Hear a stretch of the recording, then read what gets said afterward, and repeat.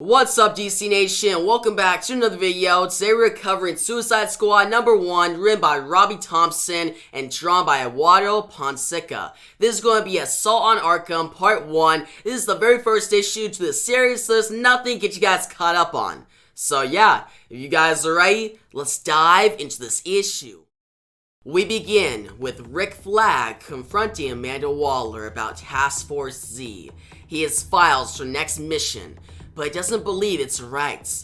Rick Flag does not think the mission comes from the President of the United States. He thinks Amanda Waller is setting something up that could lead in a dark direction. Rick Flag asks Amanda why she would push the orders in the files that he holds in his hands. Amanda then responds, "Because I am tired. I'm tired of losing."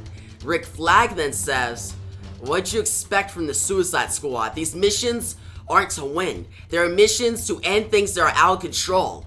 Amanda Waller then says, "Then we agree. Now get on board or get run over." Rick Flag then shouts at Amanda. He won't let her carry out with her mission. What she's doing is no longer ends justify the means, but instead just straight darkness. Amanda then says, "Let me?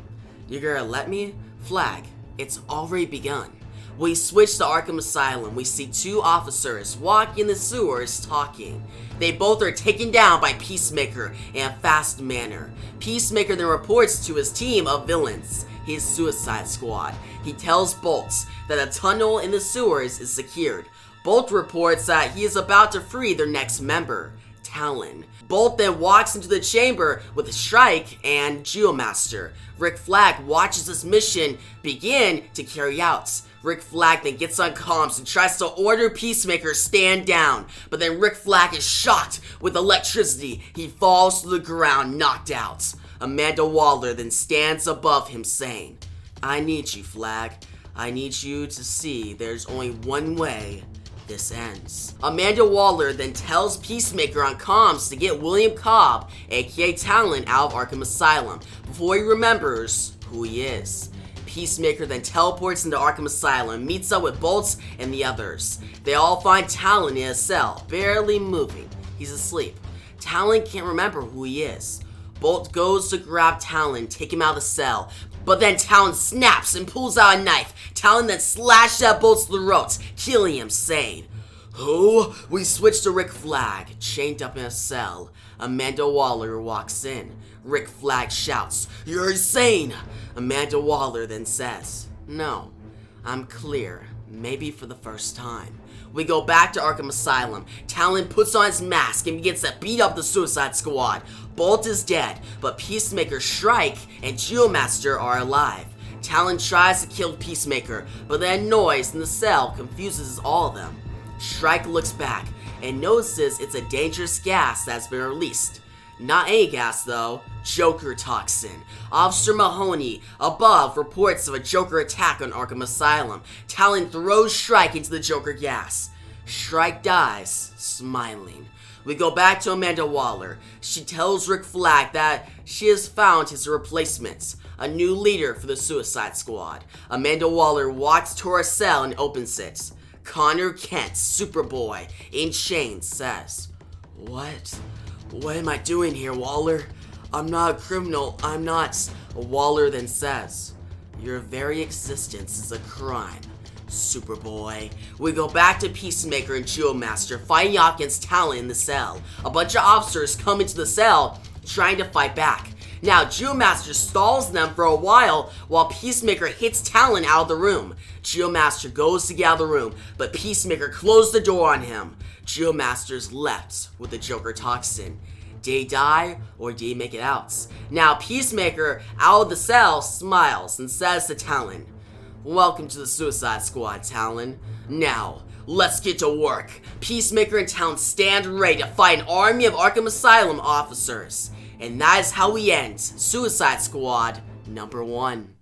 So that was Suicide Squad #1, and guys, I really enjoyed this issue. It was a great issue, written by Robbie Thompson. The story was it was well paced. I really like how it unfolded. Seeing like Amanda Waller deal with Rick Flag, how Rick Flag tries to stop her, but she easily takes him down, and then we find out his replacement is Superboy. Now, we kind of already knew about that, Because if you read Future State Suicide Squad, you knew that Superboy was going to be involved in the Suicide Squad, at least like Connor Kent.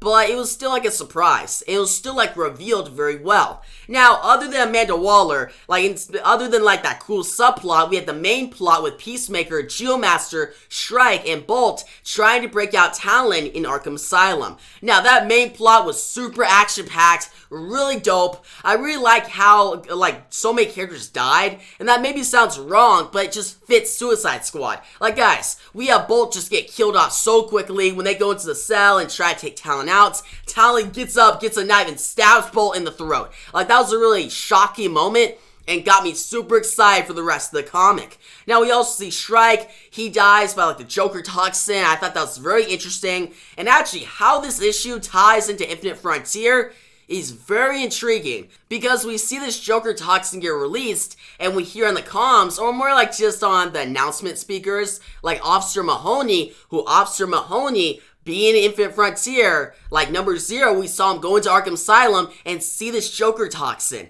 So to see that Infinite Frontier number 0 is taking place at the same time this issue, I find it really cool, because that shows that continuity is connected. Which for me, I feel like continuity should be connected. And since Infinite Frontier is like this new big initiative, to have all the books connected is a great start. And this issue shows that. Now, some other things to discuss. Geomaster. I'm a big fan of Geomaster. I'm pretty sure that's Geomaster in this issue. He has sword and everything. Now, you're probably like, wait, they killed him off. We don't know, because he gets stuck in that cell with the Joker toxin, but we don't actually see him smile and die.